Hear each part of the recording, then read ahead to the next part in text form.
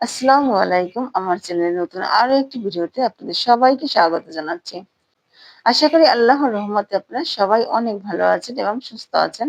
আজকের ভিডিওতে আমি আপনাদের সাথে এমন কিছু দারুণ বিষয় শেয়ার করব, যা আমাদের প্রতিদিনের কাজে অনেক সাহায্য করবে।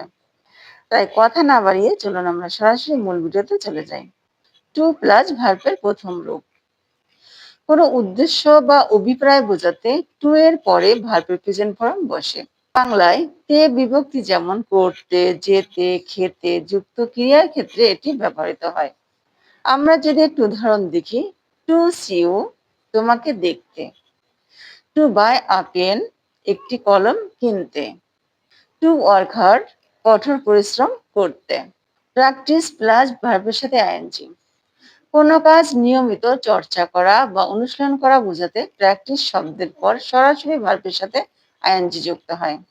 আমরা যদি একটু উদাহরণ দেখি, প্র্যাকটিস রাইটিং লেখার চর্চা করো, প্র্যাকটিস সুইমিং সাঁতার কাটার চর্চা করো, প্র্যাকটিস লিসনিং শোনার চর্চা করো। Nothing to plus verb. কোনো কিছু করার সুযোগ বা প্রয়োজনীয়তা নেই এমন অর্থ প্রকাশ করতে এই স্ট্রাকচারটি ব্যবহৃত হয়।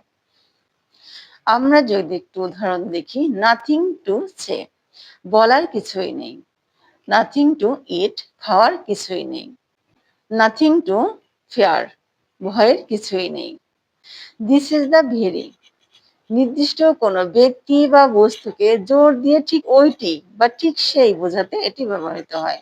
আমরা যদি একটু উদাহরণ দেখি, this is the very book এটি ঠিক সেই বই, this is the very pen এটি ঠিক সেই কলম, this is the very girl এটি ঠিক সেই মেয়েটি। গোয়িং টু প্লাস প্লেস কোনো নির্দিষ্ট জায়গায় গিয়ে কোনো কাজ করা বা পৌঁছানো বোঝাতে এটি ব্যবহৃত হয়। আমরা যদি একটু উদাহরণ দেখি, গোয়িং টু স্কুল স্কুলে গিয়ে, গোয়িং টু মার্কেট বাজারে গিয়ে, গোয়িং টু পার্ক পার্কে গিয়ে। কামিং ফ্রম প্লাস প্লেস কোনো নির্দিষ্ট জায়গা থেকে ফিরে আসা বা আসার পর কোনো কাজ করা বোঝাতে এটি ব্যবহৃত হয়। আমরা যদি একটু উদাহরণ দেখি, কামিং ফ্রম লাইব্রেরি লাইব্রেরি থেকে এসে, কামিং ফ্রম অ্যাব্রোড বিদেশ থেকে এসে, কামিং ফ্রম দ্য শপ দোকান থেকে এসে। ইন প্লাস ভার্বের সাথে আইএনজি কোনো কাজ করার সময়ে বা কোনো বিষয়ের ক্ষেত্রে বোঝাতে ইনের পরে ভার্বের শেষে আইএনজি যুক্ত হয়।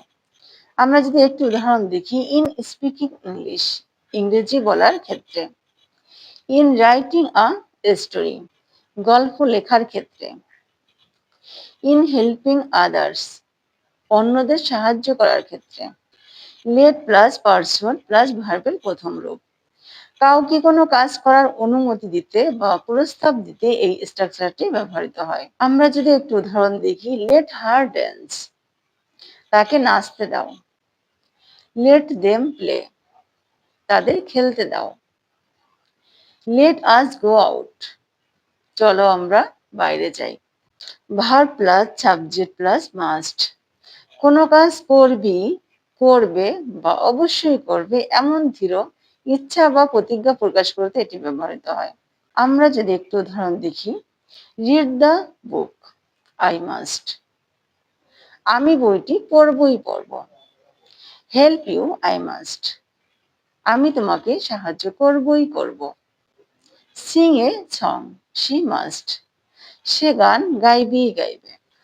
আজকের ভিডিওটি এই পর্যন্তই। আশা করি আজকের আলোচনা থেকে আপনারা নতুন কিছু শিখতে পেরেছেন।